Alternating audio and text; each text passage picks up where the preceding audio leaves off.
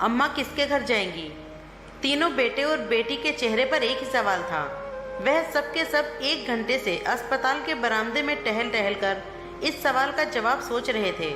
मेरे ख्याल से राजेश भैया सबसे बड़े हैं, इसीलिए उनका फर्ज है कि वह अम्मा को अपने घर ले जाएं। छोटी बहन नीलम ने बड़े भाई को देखते हुए कहा।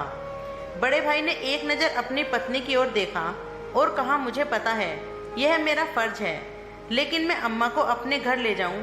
लेकिन सब जानते हो कि मैं मेरी पत्नी हम दोनों नौकरी करते हैं और अम्मा की देखभाल के लिए सारा दिन किसी न किसी को तो रहना होगा, जो हम नहीं कर सकते। लेकिन बहना, तुम तो सारा दिन अपने घर में ही रहती हो।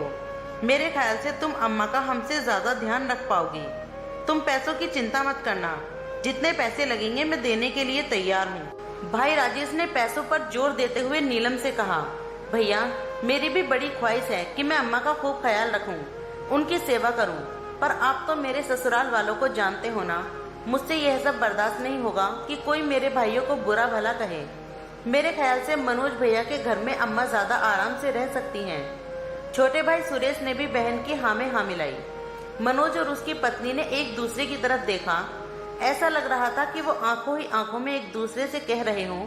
उनके बाद मनोज ने कहा, तुम सब तो जानते हो कि हमारे घर में अम्मा का दिल नहीं लगता। वह तो हमारे घर 2 दिन से ज़्यादा रहती भी नहीं थी, तो क्या होगा? अम्मा को कौन अपने घर रखेगा? नीलम ने छोटे भाई सुरेश की तरफ देखते हुए कहा, अरे तुम सब मुझे तो देखो ही नहीं, मेरा तो घर भी छोटा है और वेतन भी बहुत कम है। मेरी तो मजबूरी है, मैं अम्मा को अपने साथ नहीं रख सकता। सुरेश ने अपने हाथ खड़े किए। तो फिर अम्मा किसके साथ जाएंगी? सभी लोग इसी सोच में गुम थे। क्या आप लोग वार्ड नंबर 2 के मरीज के रिश्तेदार हैं? नर्स ने बाहर आते हुए पूछा। सब घबराकर उठे। जी हम ही हैं, आपको डॉक्टर साहब वार्ड में बुला रहे हैं। वे सब दौड़कर वार्ड में गए।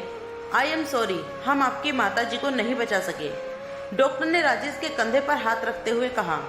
सबके चेहरे पर उदासी तो थी, लेकिन शायद दिल में किसी कोने में खुशी भी थी कि अब उन्हें अपनी माँ की सेवा नहीं करनी पड़ेगी और ना ही माँ को किसी के घर जाना पड़ेगा। दोस्तों, यही हमारे समाज की कड़वी सच्चाई है। अकेले माता पिता 10 बच्चों को संभाल सकते हैं, लेकिन 10 बच्चे मिलकर माता पिता को संभाल नहीं सकते। और कई माता पिता अपने जीवन के आखिरी पड़ाव में, बुढ़ापे में, सड़कों पर रोजी रोटी कमाने में बिताते हैं। कृपया अपने माता पिता से प्यार करें और जितना हो सके उनकी सेवा करें, तो आपके बच्चे भी आपसे प्यार करेंगे और आपकी सेवा करेंगे। दोस्तों, यह कहानी आपको कैसी लगी हमें कमेंट करके जरूर बताइएगा। वीडियो पसंद आए तो वीडियो को लाइक, शेयर, कमेंट, चैनल को सब्सक्राइब करना। वीडियो पूरा देखने के लिए बहुत बहुत शुक्रिया।